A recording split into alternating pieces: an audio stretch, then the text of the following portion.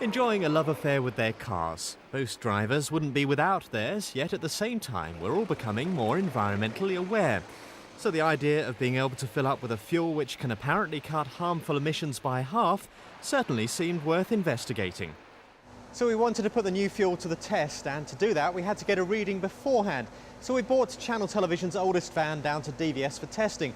Even though it's old, it's come up with pretty good results so far, hydrocarbon levels of around 50. But when we fill it up with the new xmile fuel, we'd expect that to be reduced by around 50%.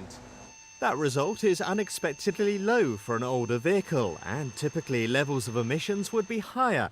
But DVS assure us the test was accurate. So the next step is to visit the only xmile pump in the British Isles to fill our van. But what exactly is going into the tank? I think, to put it in the simplest terms, it's the cleanest burning fuel that can be bought on the market today. It burns in a very, very clean way, leaving very, very little waste during the combustion process.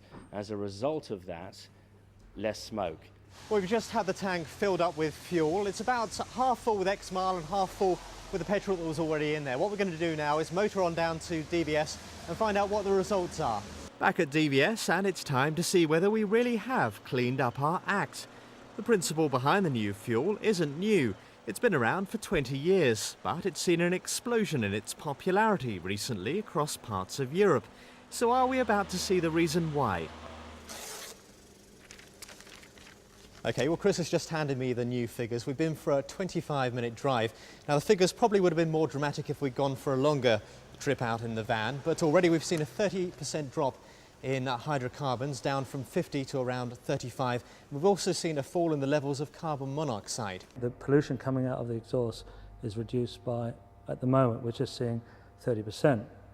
But if the vehicle was to be used for another hour and a half, it would be down to 50% reduction in emissions, purely because the enzyme is helping the fuel to ignite properly.